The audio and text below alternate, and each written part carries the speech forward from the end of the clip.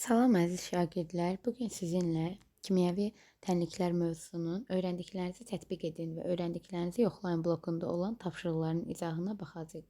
İlk öncə öyrəndiklərinizi tətbiq edin blokunda olan izahı baxaq. Birinci sualda bizə bildirilir ki, reaksiya tənliklərini dəftərinizi götürün və boşluqları tamamlayın.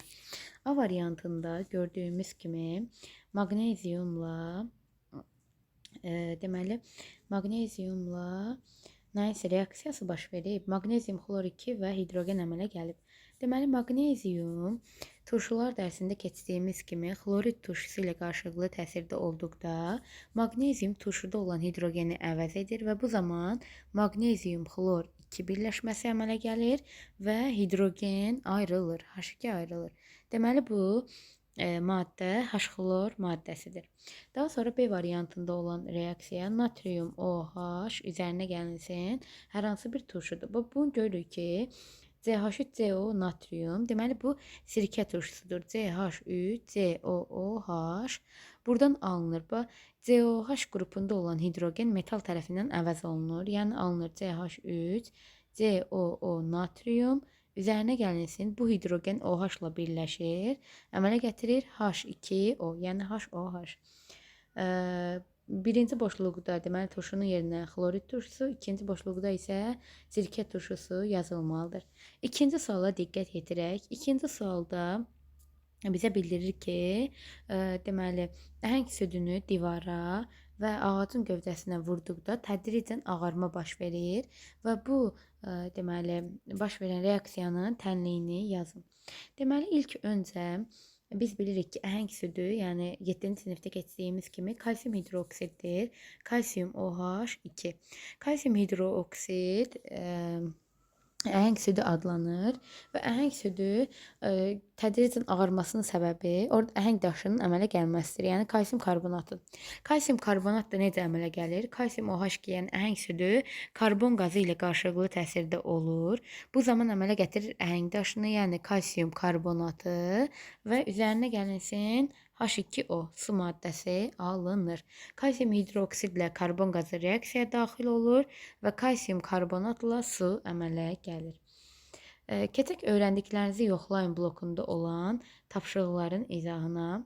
Öyrəndiklərinizi yoxlayın blokunda olan tapşırıqlarda birincidə iki reaksiya verilib və bildirilir ki, reaksiyalar üçün uyğunluğu müəyyən eləyin. İlk öncə ilk reaksiyanı yazaq. Natrium OH üzərinə gəlinsin nitrat turşusu və bu zaman əmələ gəlir natrium nitrat, yəni natrium NO3, hidrogenlə OH birləşir HOH, yəni H2O.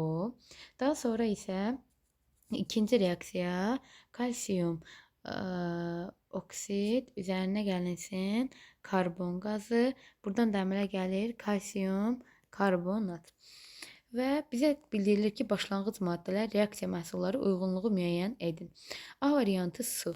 Birinci başlanğıc maddələrdir. İkincisi reaksiya məhsulu. A variantı su. Su görürük ki, əziz şagirdlər, baxın, birinci reaksiya üçün su alınan maddədir. Su, yəni reaksiyanın sol tərəfindədir. Əgər sol tərəfdədirsə, bu oxdan sol tərəfdədirsə, deməli bu alınan maddədir. Su alınan maddədir. A, deməli reaksiya məhsulu. 2-yə uyğun gedir A. Daha sonra B karbon qazı. Karbon qazı görürük ki, ikinci reaksiyada reaksiya daxil olan, yəni sağ tərəfdədir. Reaksiya daxil olan maddədir. Yəni başlanğıc maddədir. Ona görə də karbon qazı B uyğun gedir 1-ə, başlanğıc maddəyə. C-də natrium OH. Natrium OH görürük ki, birinci reaksiyada sol tərəfdədir. Yəni başlanğıc maddədir və ya reagentdir. Ona görə də natrium OH başlanğıc maddə 1-ə gedir C. D-də kalsium karbonat reaksiya məhsuludur. Baxın, ikinci reaksiyanın məhsulu, yəni ikinci reaksiyada alınan maddə kalsium karbonatdır. D-də reaksiya məhsuludur. 1-ə BC, 2-yə AD.